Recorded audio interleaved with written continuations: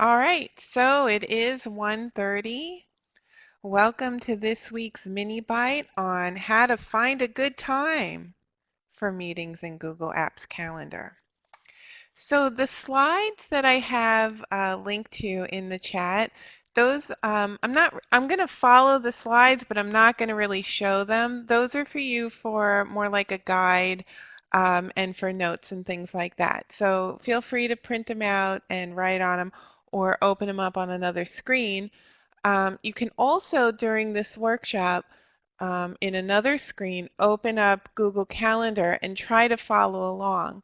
If I'm going too fast, please write into the chat and ask me questions as best as you can, and I can slow it down or try to meet your needs in other ways.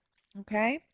So I'm going to move on. I'm actually not going to use these slides. I'm going to switch straight to Google Calendar.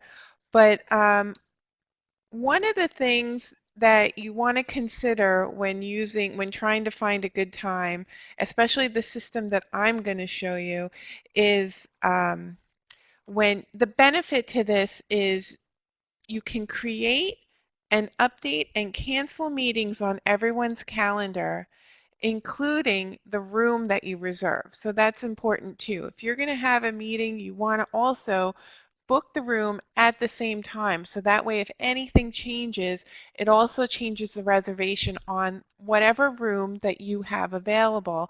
I'm assuming that everyone has a conference room available or some other space that they would like to book, and maybe other people would like to book that as well, maybe people in your team, and then that way the room doesn't get overbooked. Welcome, Michelle. Let me know you can hear me just by typing into the chat. Another benefit to what I'm going to show you is that it will reduce the back and forth email messages asking if, are you available this time? Are you available this time? Are you available this time? Is someone else available this time? You know, we get a lot of back and forth emails. Sometimes it's just easier to start that conversation in a calendar invitation. So that way we get less email. Now, there are some considerations for maximum benefit of this. I'll just switch to the next slide. For maximum benefit for this system to work is everyone who you are involved with, who you're making meetings with, need to at least share their free and busy times with you. And I can show you how to do this sharing settings in a little bit. Um, Everyone also needs to update their calendar, which means if you go on vacation or if you need to just block out time to work on a project, make sure you do that in your Google Calendar so people know that you are busy during that time slot and they don't try to make meetings with you. Also, another consideration is that some people on campus, their time needs to be prioritized and managed, meaning they have someone that actually manages their time, manages their calendar. Therefore, this system may not work because you will need to speak to the person who manages their calendar. Some people on campus have used Doodle to try to find the best time to meet with certain people of this who have who have a busy calendar as such. Okay, so I'm going to move on. I'm going to dive right into the calendar.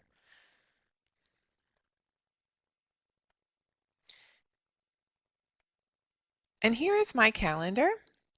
And I have certain calendars turned on. I have my calendar turned on, Mr. Slate's conference room, Barney Rubble's calendar, so on and so forth. Okay, and we're just going to play around with these. So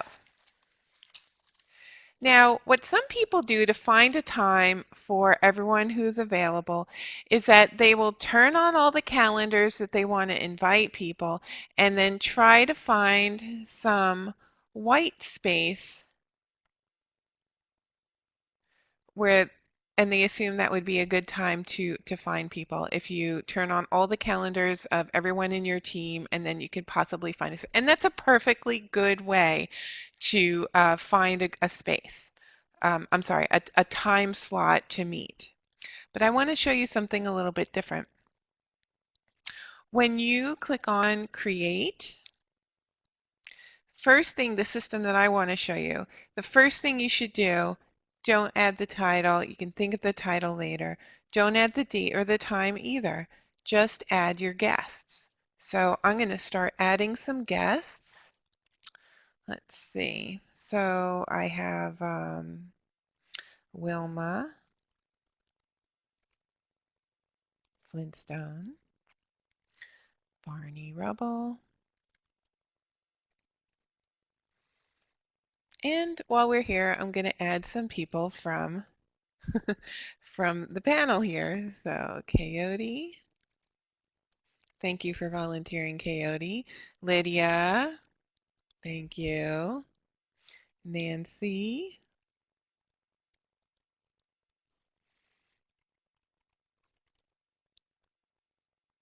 oops, okay, it doesn't like that one.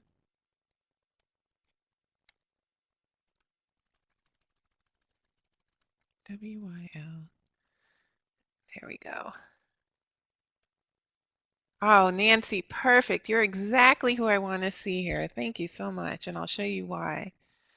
Nancy has an asterisk next to her name, and we'll talk about why in a minute.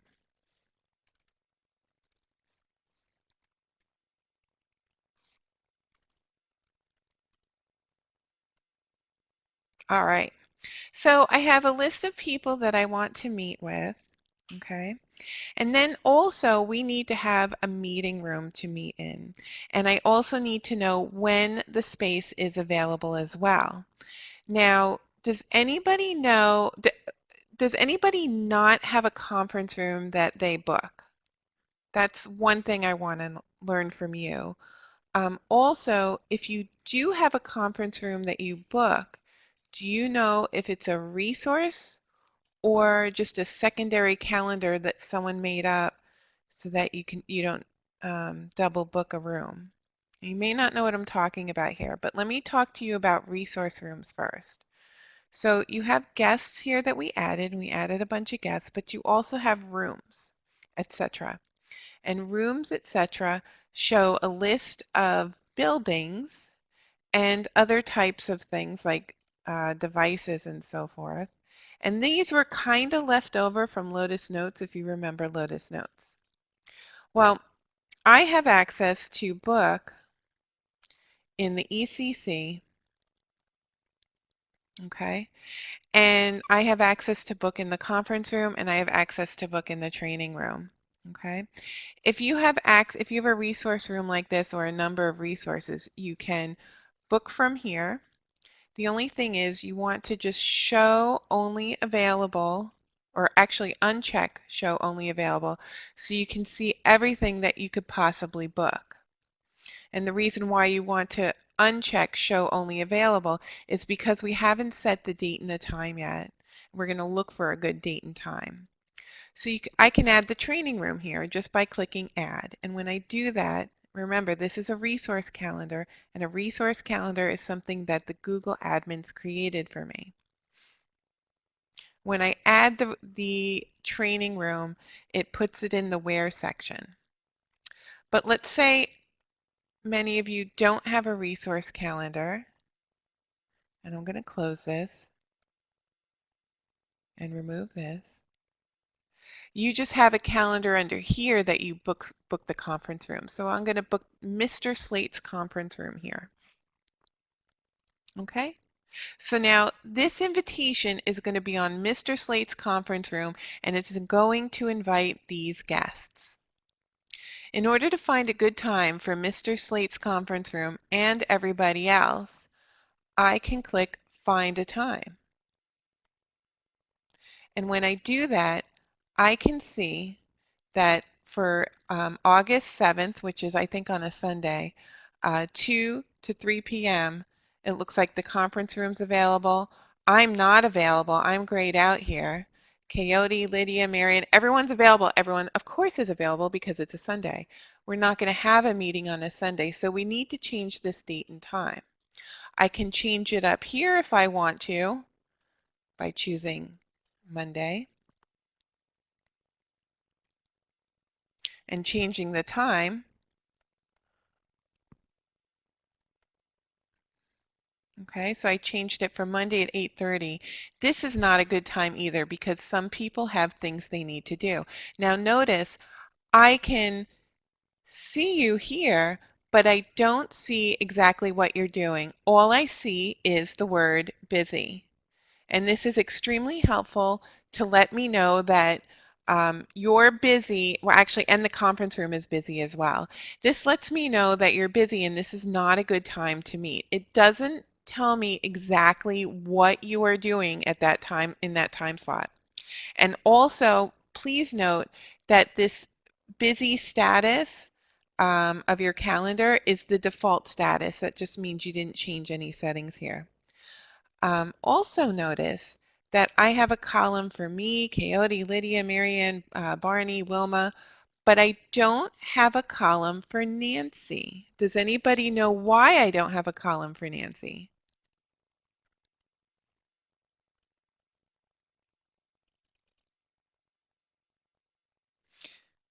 Nancy, do you know why I don't have a column for Nancy? She doesn't share her calendar, right. Now, if we're in a committee together and we need to have sporadic meetings, or maybe we're in a search committee together and we're doing some interviews and maybe I'm coordinating it and I need to set up these interviews and know what everybody's availability is. What I might do is just write a separate email to Nancy and say, hey, can you give me temporary access to share your calendar, your free and busy time so I can make a meeting, so I can make these interview meetings that everyone can attend.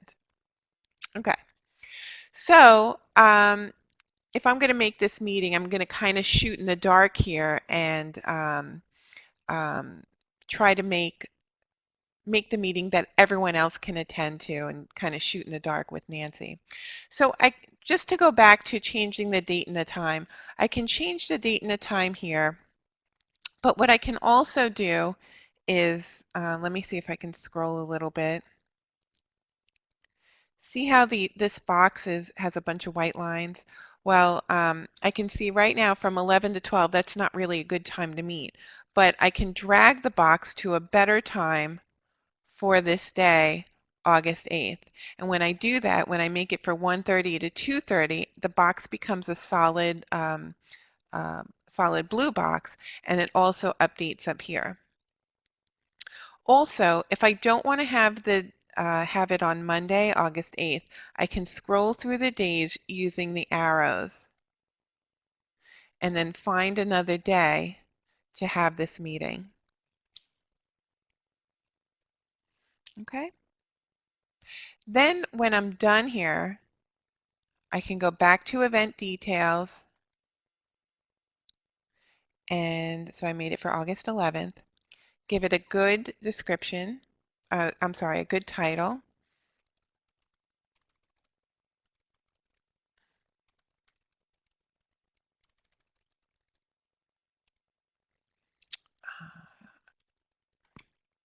Gino. Okay. And then since I'm putting it on the conference room calendar, I might just want to fill in the where so everybody knows it's going to be in Mr. Slate's conference room,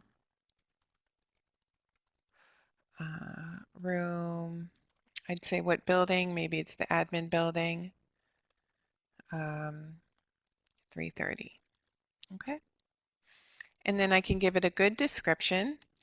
This meeting is is to interview Dino, so-and-so.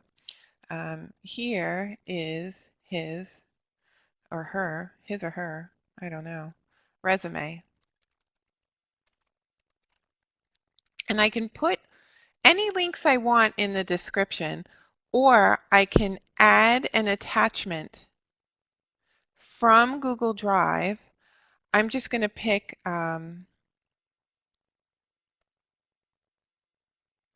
any of these attachments. So I'm going to use this one. Pretend it's a resume and select.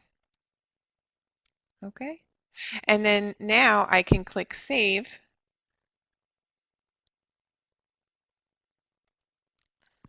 And since I actually uploaded a document, it's saying that some of you do not have access to view this document. So I can just click Share and Save right here in one spot. And then send. And then you all can get an email. You all will get an email letting you know that there's an invitation for you for a meeting. And I'll delete that so it doesn't interfere with your actual schedule for August 11th. So Mary Ann writes, does it have to be a Google Doc?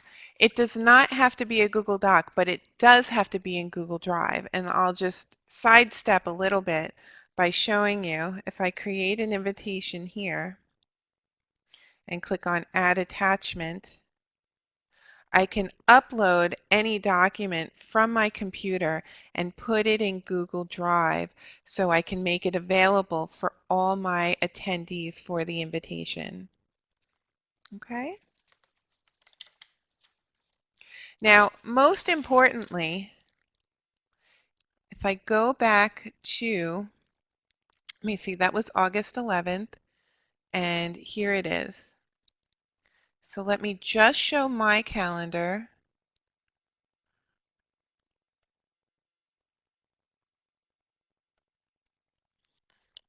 So now this is just my calendar. I'm going to accept it and then click Save. And that'll show everybody that I'm coming. But just notice quickly that when I open this up, it was created by me and it was put on Mr. Slate's conference room calendar. So if I want to make any changes to this invitation, I actually have to go to Mr. Slate's conference room calendar and make those changes. So let me go back and turn on the Mr. Slate's conference room calendar and click on it to open it. Maybe, just maybe, I need to change this to 11 o'clock because that's what Dino said he can show up to. And then I can click on Find a Time to make sure it's still okay with everybody else. And when I do that, I can click, it is, I can tell it is, I can click Save, and it'll send updates to all the guests. Okay? One other thing I want to show you, I'm going back into this invitation. Down here, here's another way to show your available times.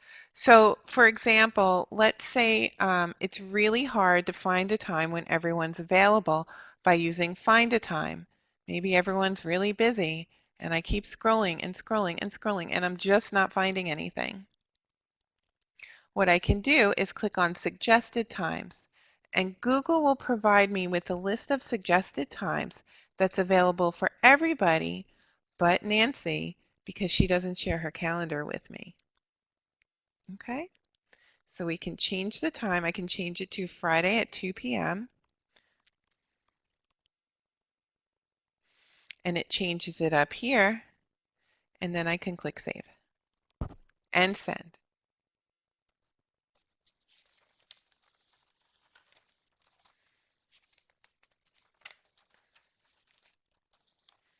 Okay, so let's see what emails I got. Did I get any emails? No, I didn't get any emails, but you guys would have gotten the email for the calendar invitation. And I just want to make certain that everybody's aware that on the slide, if somebody doesn't share their calendar with you, actually, here's what the slide looks like. The email looks like. They will get, you will get an email that tells you what the invitation's about. And on the agenda side, you'll get It'll show you what you have before and after the event to help you decide if you can attend the event. And down below, you'll get the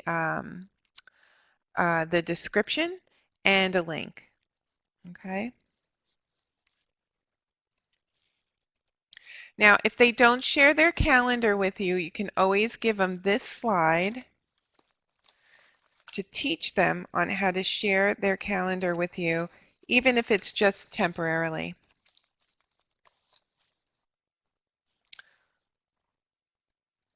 One last thing I want to show you.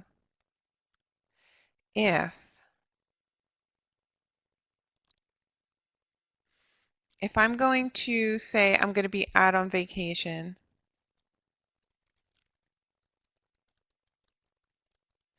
and you're trying to make meetings with me for an interview or something, I want you to notice something down here. Let me just scroll down a little bit.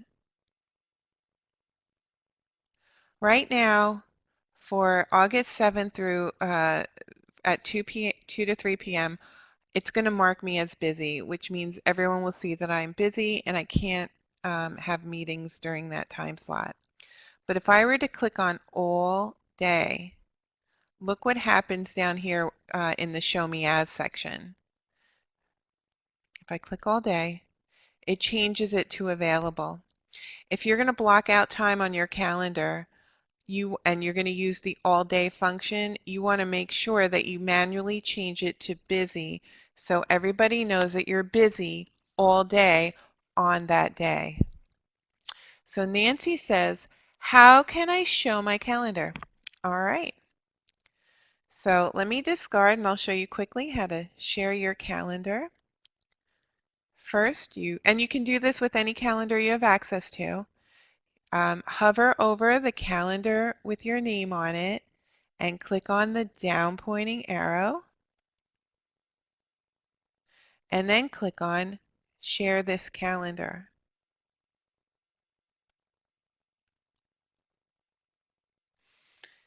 Check off Share this calendar with others and then make sure this is checked off.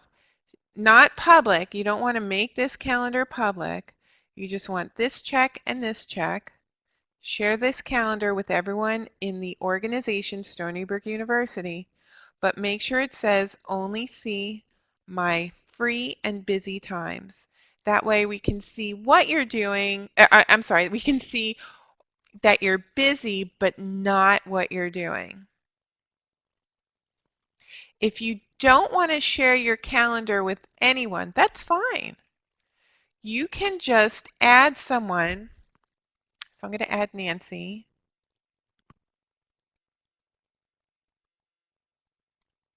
So I've added Nancy here. So I don't share right now I'm setting it up to not share my calendar with the university. And I can allow her to see, just her to see, my free and busy times. Maybe I don't want to share my calendar at all, but I only want Nancy to see my free and busy times. I can do that as well and then save it. Okay. Any questions on this? Oh yeah, no problem.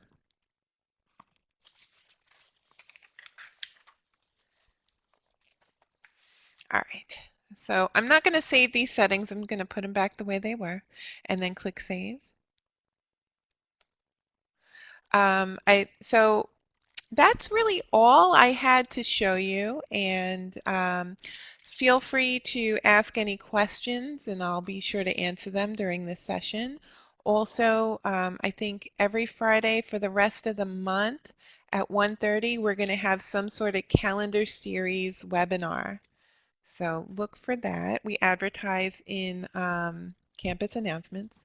So Mary writes, what is the difference between find a time and suggested times? Oh, that's a good question. So let me go back to our interview box. So find a time provides us with nice columns with everybody's name on it. So it's more like a visual. I've done this where I've added 20 people, 20 guests, and I was able to see their free and busy times and their boxes and so on and so forth. But if you have a lot of guests like that, I might not use the visual and just use suggested times so you can just get a quick list. Okay, and this I've noticed recently, suggested times only seems to go out as far as 2 weeks. Um, I don't know if that's a bug or if that was an update, but I'm going to investigate that further to see what we can do about that because this used to just have a ton of dates well into the future, so I'm not quite sure why it's limited here.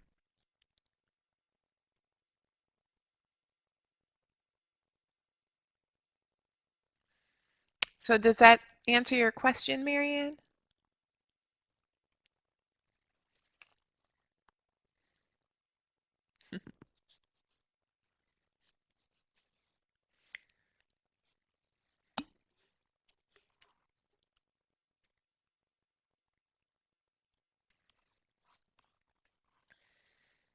So I see that Lydia's writing a question. If anyone has any other questions, please feel free to type them in.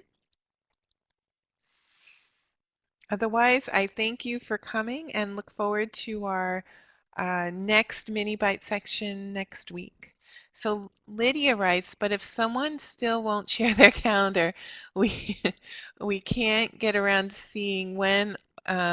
Yes, if they don't share their calendar with you, then you can't get around at all of um, of what their free and busy times will be. So in that case, what might be an option is to use Doodle, and Doodle is you can send everyone a Doodle link, and then they can pick the times that most people are available. So that way you can see a chart and see the times that most people are available.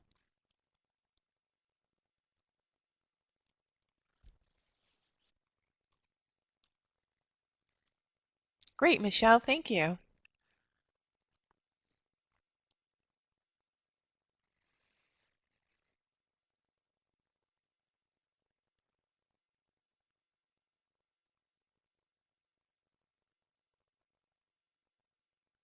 All right, so I'll stay on to answer any questions. Let me see. Marianne says Doodle is tough because you have to enter each 30-minute time slot and it takes forever. Is there something I'm missing? Yeah, it's not a perfect solution. Um, that's all I can say about that. But I do know that some people do use it on campus. Oh, thank you, Coyote. I really appreciate that. Marianne, if I do find a better solution to that, then, of course I would try to tell the campus by way of webinar and such.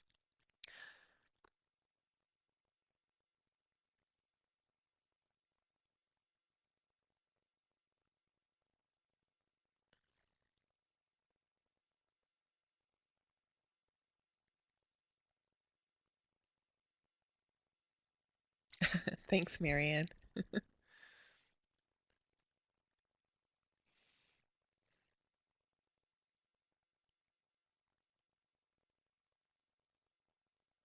All right, so thank you for attending, and I will be sure to send you the slides. And I'm just going to take a look at the recording again to make sure there's no sensitive information. And then I will send that out, of course. And then I'll also be sending a link to my feedback survey. Thanks, Lydia. All right, thank you very much and enjoy the weekend.